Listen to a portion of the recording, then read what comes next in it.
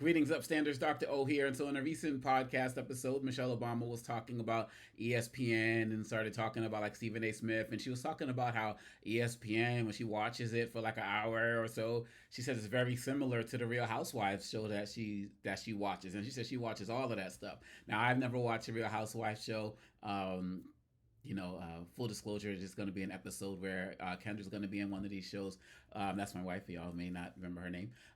Doing some yoga or something. I'll watch that episode when that happens. I'm just waiting for that, and I'll let you know as well if you want to know. But I've never watched shows because I kind of feel like they're kind of ratchet, you know what I mean? But anyway, she said watching those shows and watching people like Stephen A. Smith, she was like, it's very similar. And then, someone said he would be great on a housewife show. And she was like, absolutely. So, of course, Stephen A. Smith took exception to that and went on his podcast and talked about her.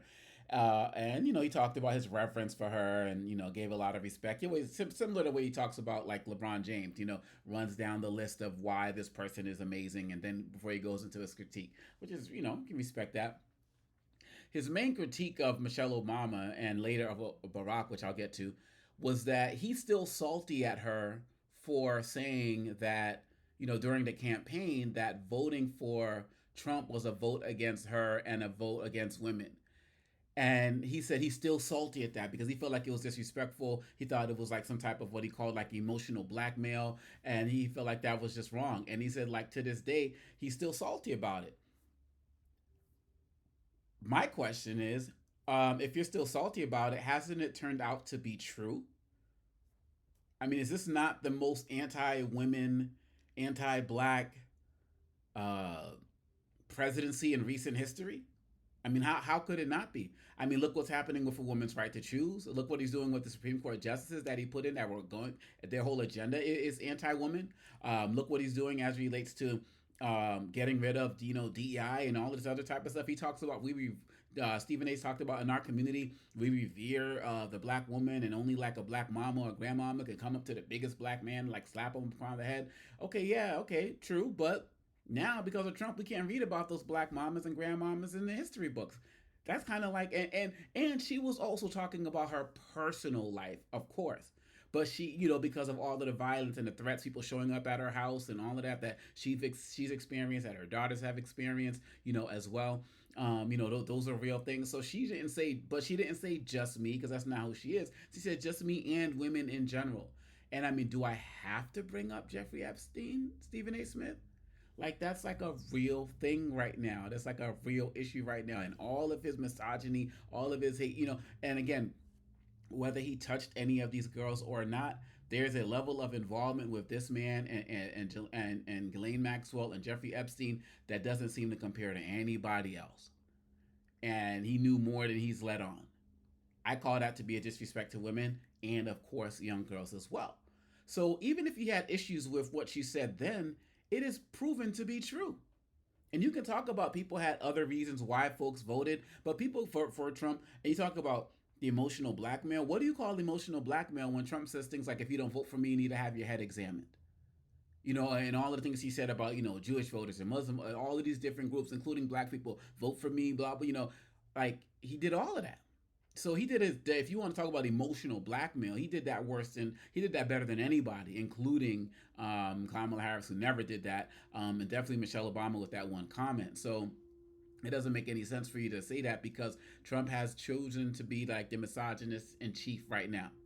Then you talked about the fact that you're still mad that Barack Obama's emotional blackmail by speaking to the young black men behind backstage. It wasn't like a full event, but speaking about how not voting for Kamala Harris reveals a certain level of misogyny. And then you said, well, people didn't vote for her for many reasons. But misogyny is a real reason. I believe that's one of the main reasons Latino men, went for Trump because of the machismo mentality mindset, and still 80% of black men still voted for Harris. But if we're going to be honest, talk about our own community, there were a lot of black men and women, if we're going to be honest, who didn't want to vote for her because of disrespect and hatred towards black women. Yes, we know that some sisters are self-hating, hey Candace Owens. I mean, we know that that's real. We know that that happens, right?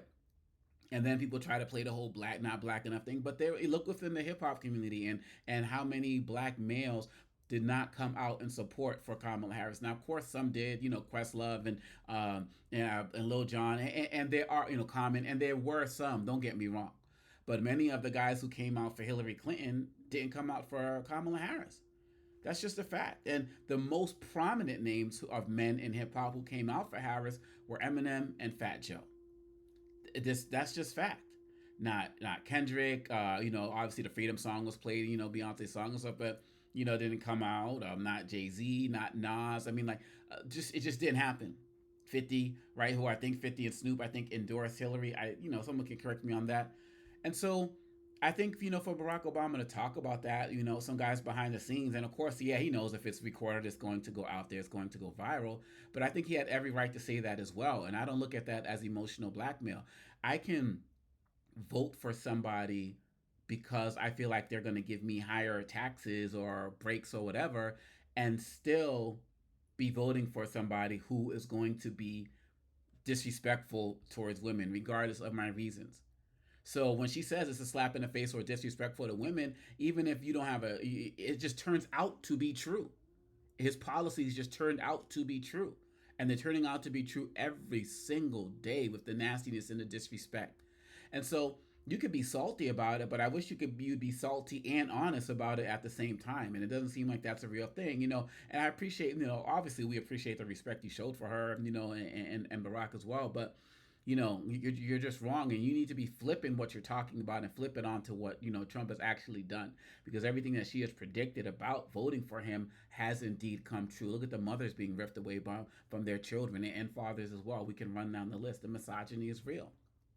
It's like saying, if you choose to vote for somebody because you want the tax break, but you don't particularly care for what happens in like Gaza, for example, you're still voting against the people of Gaza. Like, you're still doing that. Is that emotional blackmail to bring it up? I don't think so. And so, I feel like, Stephen A. in his post, I haven't watched him in a very long time. So it wasn't until I saw this story that, I went in, So he wasn't loud this time, but he was definitely wrong.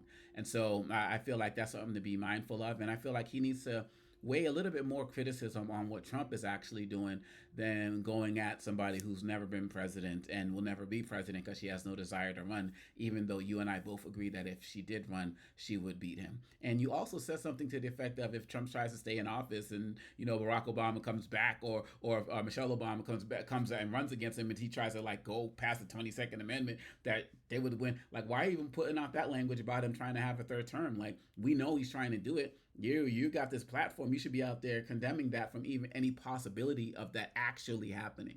But maybe on that one we'll just agree to disagree. What do y'all think? Holla at me. Peace.